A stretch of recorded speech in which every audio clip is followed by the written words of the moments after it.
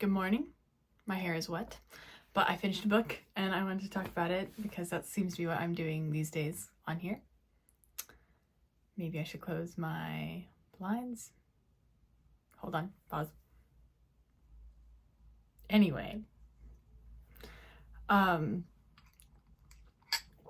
just finished Yellowface by R.F. Kuang, who is quickly becoming one of my favorite authors. Last year, I read Babel and I think just the first book or maybe the first two books of the Poppy Wars. I did not finish the trilogy. I know that because I was like, this is a lot, but I love her writing.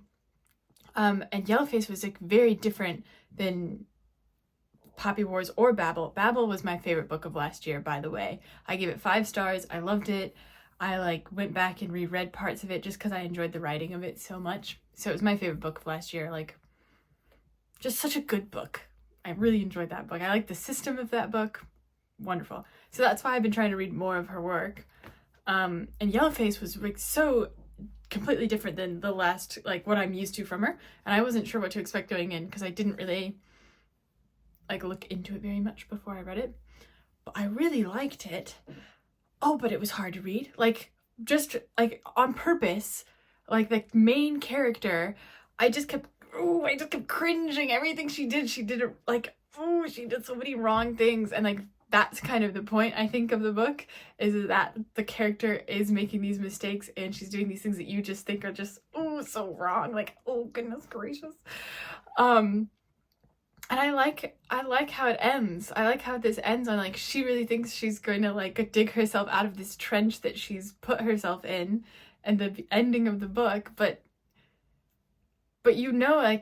she's not, that this isn't, she's never going to be able to, overcome this horrible start to a prosperous career that she's had, it's always going to be there, even though she's convinced herself that she's going to be able to undo it to some degree, and maybe she will. And it kind of, the ending made me think this book the ending was one of those endings where I'm this book that I'm reading is the product of this book that I'm reading. It felt like she would have written Yellowface, the main character in the book would have written it.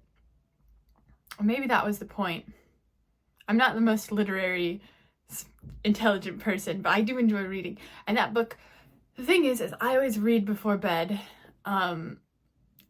And that book was really hard to read before bed because I was okay, I'm stressed out for her. She's making these decisions that are just getting worse.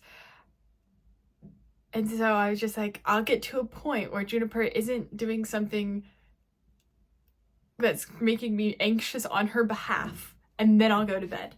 And so I read it really fast because that doesn't happen. I'm never not cringing at her. The entire book, I'm ooh. And I like it though, but I like it because it's such an interesting mix of emotions of this jealousy, and she's looking up to this person and she wants to be like this person, but she's trying to justify why she's not like this person. And I liked it. I liked it a lot because I was wow, that's just I don't know. Sometimes I get into these streaks of reading where I'm just reading books with main characters that can do no wrong. I think you see that a lot in fantasy books, especially. They have this issue where the female main character can do nothing wrong. For example, Akhtar had that problem with Feyre. I liked those books, but I did have this issue where everything Feyre did, she could do no wrong up until, Nesta and Elaine in the 5th book are kind of girl, where are you? You're kind of not helping us out here. We're going through stuff. But that's besides the point. But I feel the last couple of books I've read in that genre have been the main character can do no wrong and the world is revolving around them. Whereas this book is everything the main character does is going wrong because they're not making the smartest decisions. And you're just watching her crash and burn, and it was kind of refreshing because it's oh, this is feels almost more realistic of a story to read because mistakes are being made, and she is sort of learning from them, but also sort of not learning from them in a very like human way. And it was a good read. I really enjoyed. R.F. Kuang is kind of hitting with these books. She is eating with these books. I think she's becoming my favorite author. Like, that's kind of like a sweet thing, because I was like, before, who is my favorite author? I don't know. Probably, if you go by who I've read the most books of, Agatha Christie. If you go by like who I reread books the most of, Marissa Meyer, probably, just because I like to look at books that I loved in middle school, and those are those books.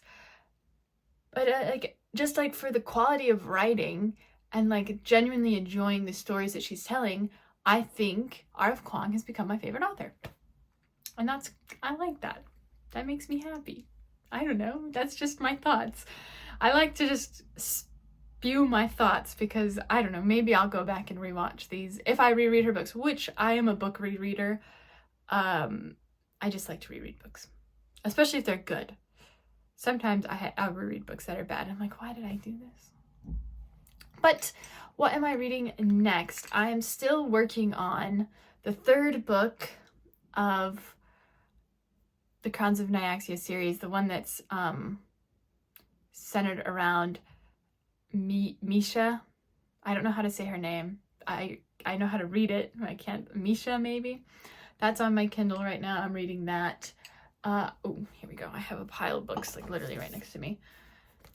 This is on the short list because it's quite a short book, so I'll probably read it at some point coming soon. I'm in a book club, so I made a couple book clubs. So book club book, A Briar Club by Kate Quinn. Gotta get that read. I'm trying to read a book at the same time as my friend. So Mountain in the Sea. I haven't started it yet because I keep reading other things. And then a book club that I'm also in. I haven't picked up the book yet from the library, but A Council of Dolls is the other book I'm reading. So you might hear about those books next. Probably the Crowns of Nyaxia one.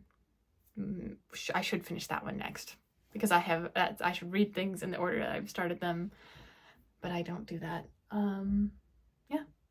And I might read this one. This one's sitting here. I checked it out from the library, so it's going to be due soon, so I should probably read it. But this is more sciencey. This is more for my work, so. All right. That's that. That's my opinion on Yellowface. I loved it.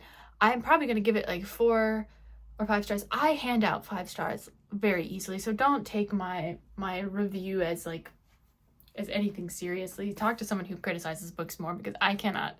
I just like to give the stars. I'll probably give this one 4 stars. It's not as great as Babel because I love Babel. And if I have to compare it to her other books, I would put it, in my opinion, I'm putting it above the Poppy Wars, which I loved the Poppy Wars, but I did not finish the trilogy. Putting it above the Poppy Wars, and I'm putting it below Babel. So I think that's a solid 4 stars. 4 and some change. I liked this book. I liked how weird it was. And I also really enjoyed seeing like the background of the writing process and like getting published. I don't know, that's not something I knew anything about before reading this book. I know that people write books and then someone publishes them and that's about it. I didn't know how intricate it was and how much work goes into the publishing process and how long it is. For some reason, I think you just write the book, you submit it, and then they're like, sounds good, we'll print it, and then it's done. I don't know why I thought that. Of course it takes like a whole year. Exciting stuff. Oh well, I'll talk to y'all next time I finish a book. Bye.